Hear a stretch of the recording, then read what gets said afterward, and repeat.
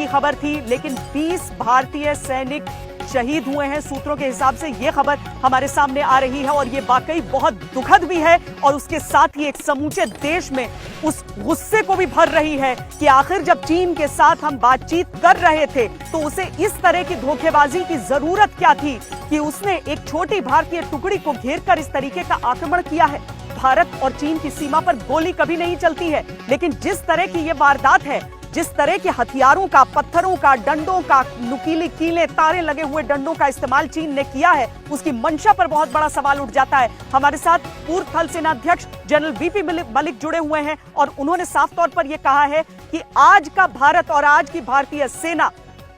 पूरी तरीके से सक्षम है इस तरह की चीजों का जवाब देने के लिए, लेकिन इस समय हमें संयम से भी देखना होगा और देखना होगा कि सरकार कूटनीति, अर्थनीति, सारी चीजों को देखते हुए सैन्य नीति से क्या अपेक्षा करती है। हम उनसे बातचीत अपनी जारी रखें उससे पहले हमारे संवाददाता मंजीत सिंह नेगी इस समय हमारे साथ जुड़ गए हैं। मंजीत, ये वाकई एक ऐसा झटका है, एक ऐसा सदमा है, एक ऐसी खबर है, एक ऐसा आक्रोश होगा पूरे हिंदुस्तान का कि 20 भारतीय सैनिक हमने गंवा दिए।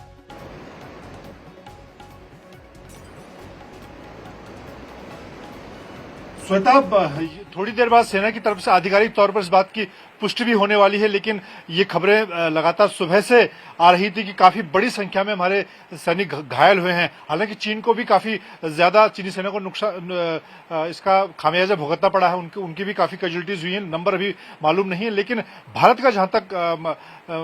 नुकसान का मामला है इस बात की, क्योंकि चीन ने एक तैयारी के साथ इस हमले को अंजाम दिया, एक साजिश के तहत हमले को अंजाम दिया, क्योंकि एक तरफ बातचीत की बात की जा रही थी, अलग अलग पॉइंट्स पर लोकल कमांडर के बीच लगातार बातचीत चल रही, चीन खुद बातचीत को आगे बढ़ाने की बात कर रहा था और उसी बातचीत के दौरान तो उन्होंने पीछे से काफी तैयारी की। जैसे कि हम लगातार बताते जा रहे थे कि चीन ने अपने तरफ काफी बड़ी संख्या में और बड़े हथियारों के साथ अपनी तैयारी की थी और कल जब ये घटना हुई देर शाम को, लोकल कमांडर स्तर की जब बातचीत हो रही थी, उस दौरान चीन की तरफ से कुछ हरकत हुई। उस हरकत को देखते हुए हमारे जो बिहार रेजिमेंट के सीओ थे अपने जवानों के साथ वहां पर पहुंचे और चीन की तरफ से एक बड़े हमले को अंजाम दिया गया। हालांकि उसके बाद हमारे जो पीछे से जब बाकी सैनिक पहुंचे उस हमले को नाकाम भी किया गया, लेकिन उस फेस ऑफ के दौरान एक तरह से ये पहला मामला है जब इतनी बड़ी संख्या में हमारे सैनिक शहीद हुए हैं।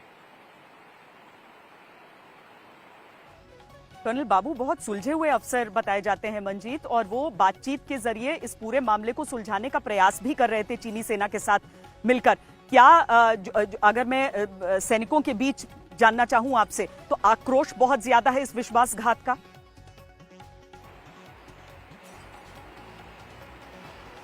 श्वेता, मैं इस वक्त धारचूला, जो कि चीन से लगने वाली दूसरी सरहद है उत्तराखंड, वहां पर हूं और आज पूरे यहां धारचूला से लेकर लिपुलेख, जहां पर भारतीय सेना की तैनाती, आईटीबीपी की तैनाती है, देर शाम जब मैं वापस लौट रहा था तो हालांकि यहां पर भी सेना ने चीन के मुकाबले में पिछले दिनों में जो मूवमेंट हुआ है, काफी एक्स्ट्रा डिप्लॉयमेंट किया है, तो एक तरह से आक्रोश था। जो कुछ सैनिकों से मैंने बिना कैमरे की बात करने की कोशिश की, उनका कहना था कि अब बहुत हो चुका है, इसका जवाब, मुंहतोड़ जवाब दिया जाना चाहिए। तो ये एक सेंटिमेंट भारतीय सेना का और यहाँ पर जो खासतौर से सरहद से जुड़े लोग हैं उनके बीच में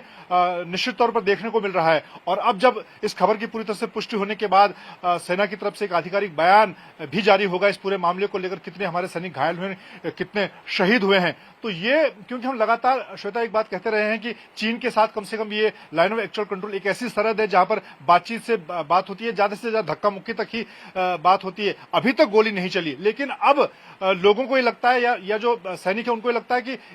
इसका कोई फायदा नहीं है। चीन ये भाषा शायद नहीं समझता है, उसको उसी की भाषा में जवाब देना होगा। जी मंजीत,